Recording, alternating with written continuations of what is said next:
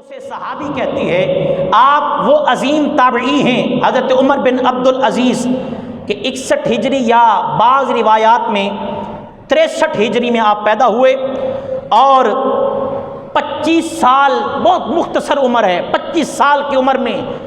آپ مکہ کے بھی گورنر بنے، مدینہ کے بھی گورنر بنے اور طائف کے بھی گورنر آپ بنے۔ محبت سے سبحان اللہ کہیں اس پر۔ بہت مختصر عمر ہے، 25 سالہ عمر، کوئی زیادہ عمر نہیں ہے، لیکن آپ کے فہم و فراست، آپ کے تقوی و پرہیزگاری، آپ کی ذہانت کو دیکھ کر مکہ والوں نے بھی اپنا مقرر بنایا، مدینہ والوں نے بھی اپنا گورنر بنایا اور طائف والوں نے بھی آپ کو گورنری پیش کی ہے۔ اور 6 سال تقریباً آپ گورنر رہے مکہ، مدینہ اور طائف کے۔ 6 سالوں کے بعد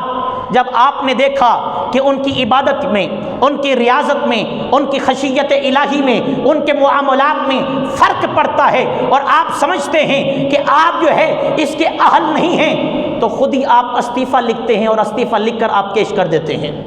اور یہ پیغام ہے ہمارے ان حکمرانوں کے نام جو کرسیوں کے پیچھے لڑ رہے ہوتے ہیں، جو کرسیوں کے پیچھے ایک دوسرے کو کافر کہہ رہے ہوتے ہیں، جو کرسیوں کے پیچھے ایک دوسرے کی دھجیاں اڑا رہے ہوتے ہیں۔ ارے وہ عمر بن عبد العزیز خود ہی اپنا استعفیٰ پیش کرتے ہیں کہ یارو میری عبادت میں خلل پڑتا ہے، میری ریاضت میں خلل پڑتا ہے، میں صحیح طریقے سے عبادت نہیں کر پاتا، لہٰذا میں سمجھتا ہوں میں اس کا اہل نہیں ہوں، لہٰذا میں اپنی گورنری سے استعفیٰ دیتا ہوں۔ اور لوگوں نے بڑا سراہا آپ کو، آپ کی عظمت کو، آپ کی خدمات کو۔ پھر 36 سال کی عمر میں آپ صرف گورنر نہیں بلکہ آپ کا تقوی و طہارت، آپ کی پرہیزگاری اور آپ کی فہم و فراست، آپ کے فیصلے اور آپ کی خدمات کو دیکھ کر لوگوں نے صرف مکے کا نہیں، صرف مدینے کا نہیں، صرف طائف کا نہیں، بلکہ جہاں جہاں مسلمان بستے تھے سب کا لوگوں نے آپ کو خلیفہ مقرر کر دیا تھا۔ اور یہاں پر بھی بات آپ سنیں گے تو ایمان تازہ ہوگا اور ہمیں اپنے حکمرانوں پر افسوس ہوگا کہ آج ہم سیٹ حاصل کرنے کے لیے پتہ نہیں کیا کچھ کرتے ہیں، پیسہ لگاتے ہیں، رشوتیں دیتے ہیں، مال بٹورتے ہیں، مار دیتے ہیں، سب کچھ کرتے ہیں، لیکن جب حضرت عمر بن عبد العزیز کو